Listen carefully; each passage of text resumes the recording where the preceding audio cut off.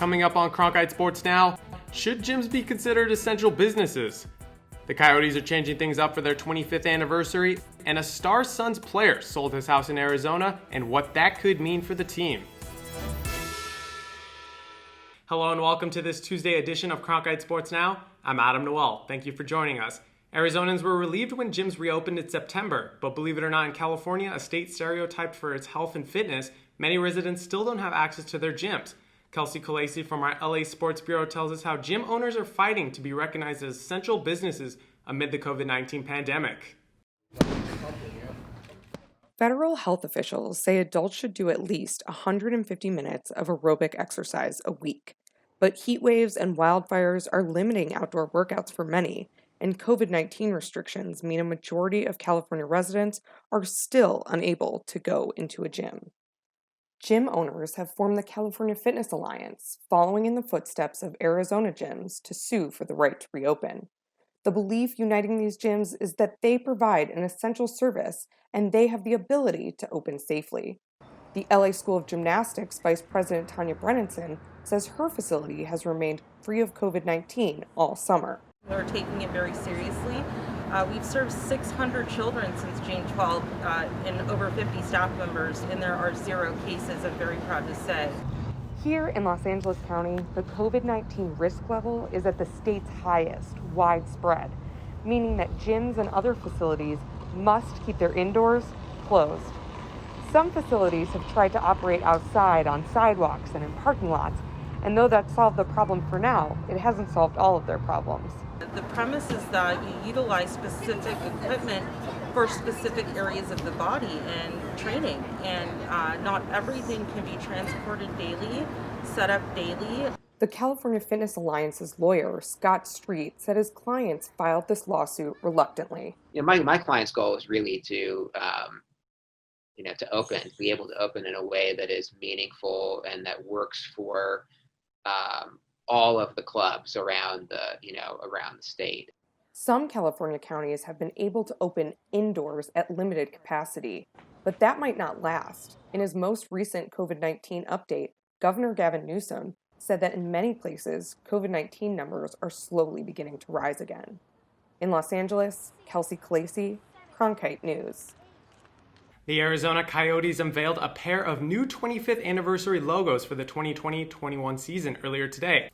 In addition to these logos, which will be featured as patches on the uniforms, the team also released a new home ice design, which honors the original Crescent Moon logo. That logo will be showcased for all home games this season. And with the NHL draft taking place tonight, the Arizona Coyotes are only one of 6 teams that won't have a first-round pick. In fact, the Coyotes won't make their first selection until number 111. In total, the team will be only selecting 4 players. New Coyotes general manager Bill Armstrong won't be allowed to take part in the team's selections due to conditions in his pre-draft departure from the St. Louis Blues. Phoenix Rising forward Junior Flemings has been suspended for the entirety of the 2020 USL Championship playoffs.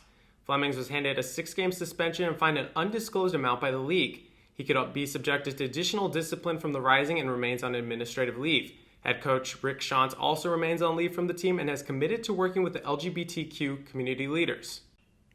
To the NFL, former ASU running back Kalen Ballage was released by the New York Jets. The move most likely corresponds with the return of starting running back Le'Veon Bell. For Ballage, he will be looking at joining his 3rd NFL team this season.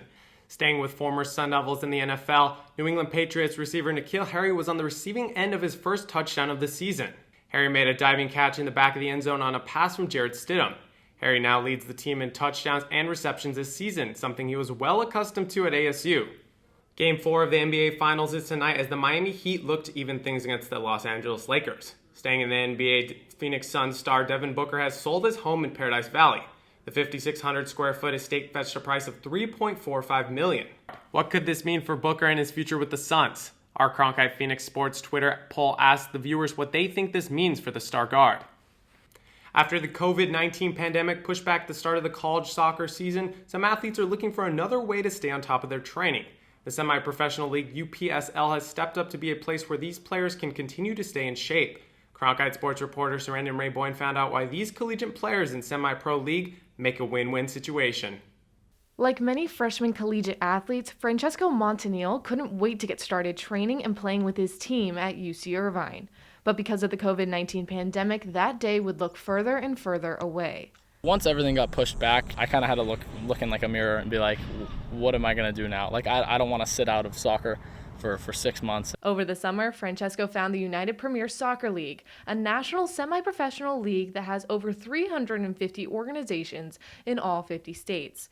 Over the last 4 years, Arizona went from having 2 teams to 11, 5 of which were added this year alone. Arizona Conference Manager Mike Miller thinks that some of the growth this year can be directly tied to COVID-19 and the need for collegiate athletes to play.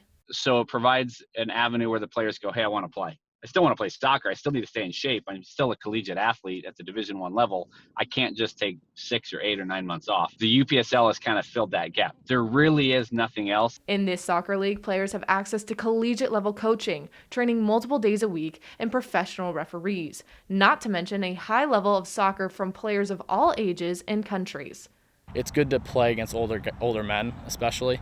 As I'm going into college, it's much different than something like club. Miller expects that the UPSL will become a more viable option for those who want to continue to play soccer, but not necessarily for a university. We had high school players who said, why would I go play college? I'm just going to go to college. I'll go to ASU and I'll play on this semi-pro team, because the reality is the avenue or the pathway to where they want to go is much faster. Thanks to the UPSL, players like Francesco were able to stay in shape and get better competition than they could have even hoped for. Looking back, I'm so happy that he's in Arizona and was able to do that, while he would have nothing. Reporting for Cronkite News, I'm Serena Raboyne.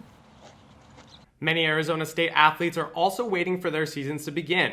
With more free time on their hands, Hadley Heck decided to get more up close and personal with some of those athletes. Here's our first installment of her new segment, Quick Hits. This week I had the opportunity to sit down and chat with none other than ASU gymnast Cairo Leonard-Baker. Cairo is an absolute superstar, and I have had the pleasure of watching her compete live at Wells Fargo Arena. She is so much fun to watch. Let's see what she's all about. What is your favorite event? Bars. When I was younger, I was not good at bars. Like, it was probably, like, you could say it was one of my worst events. And then I got a leg injury, so the only event I could train was bars. And then I just got really good at it and started to, like, come naturally to me. And I just love the feeling of, like, sticking my disc on after a good bar routine. What is your go-to pre-meet meal? Usually if we have an afternoon meet, I'll just get like a huge salad from whatever restaurant we go to, like if it's an away meet, just because I feel like that's like a good meal, so I won't be like too full or anything like that. And I eat a lot after the meets. What is the best show you've binged? Ooh.